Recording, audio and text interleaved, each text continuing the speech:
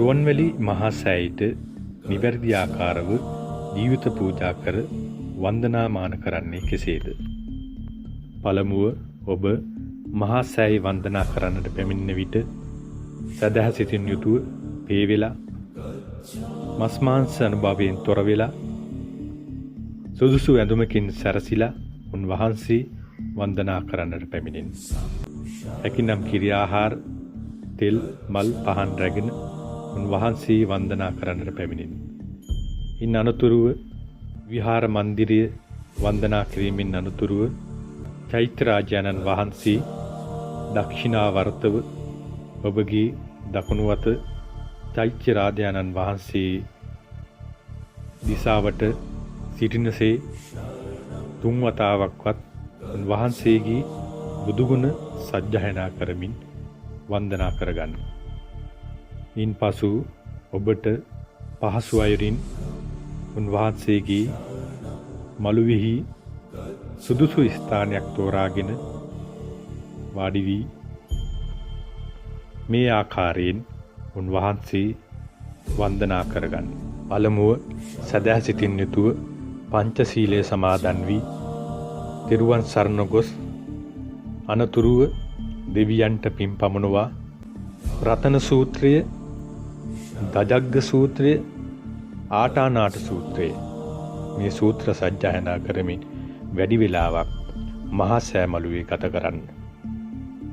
විශේෂයෙන්ම ආටානාටියේ සඳහන් වන ඉන්ද්‍රෝ සෝමෝ වර්ණෝච්ච මේ ගාථා රත්නය 7 වතාවකට වැඩි ප්‍රමාණයක්වත් සජ්ජායනා කරන්න පුළුවන් නම් එය ඔබ සජ්ජායනා කරන විට දෙවියන්ට දැනිලා එය බල ගැන්විලා ඒ පිහිට උන්වහන්සේලා කෙරෙන් ලැබෙනවා සත්‍යයි.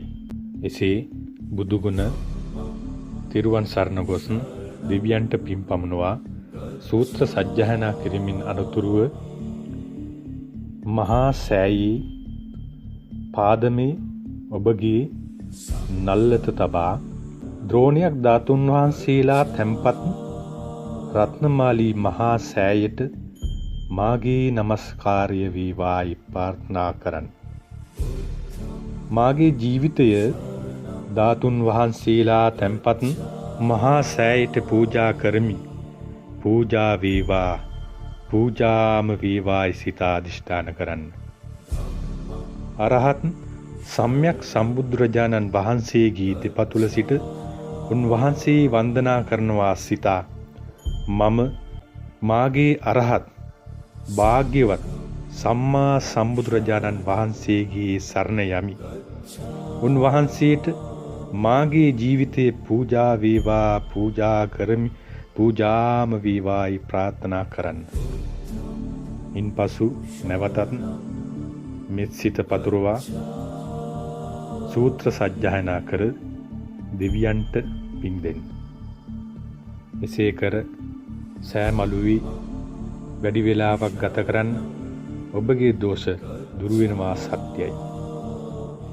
එසේ ජීවිත පූජා කරමින් ද්‍රෝණයක් ධාතුන් වහන්සේලාගේ ආනුභාවයෙන් ඒ දෝෂ ඔබගේ දුරු වෙනවා සත්‍යයි.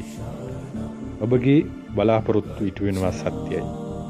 චාරිත්‍රයක් ලෙස පෙර අපමුතුන් මිත්තන් පොල් ගෙඩිය ප්‍රාණය ලෙස සිතා මහා සෑයට ප්‍රාණ පූජාව ලෙස පූජා කර තිබෙනවා.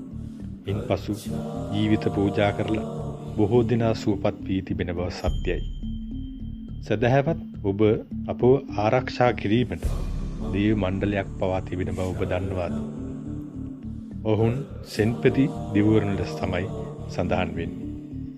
දෙවියන් මිනිස් ලොව බලන විට මුලින්ම පෙනෙන්නේ රුවන්වැලි සෑය. ඒ නිසා උන්වහන්සේලා සදහැ සිතින් යුතුව වන්දනා කරන්න. කර්ම දෝෂයක් කරන විට අනිත් සියලුම දෝෂ නැති වෙනවා සත්‍යයි. 30 පැයේම දෙවියන් වන්දනා කරන තැනක් ඇතනම් මේ විශ්වයේ ඒ මේ මහා සෑයයි. ඕන වෙලාවක දිවි කෙනෙක් මේ මහා සෑය වදින්න වැඩ සිටිනවා. මහා සෑය ගැන සිහි කරමින් වතාවත් කරන විට ධාතුන් වහන්සේලාට වදින පුදුන පිනයි පිරිත්වල බලයයි එකතු වෙනවා.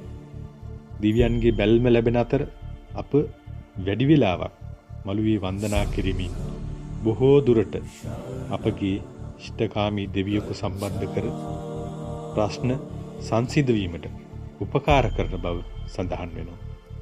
ඒ නිසා තෙරුවන් සිහිකොට වන්දනා කර ජීවිතයේ පූජා කරමින් අපට පිහිටක් ලබාගත හැකියි.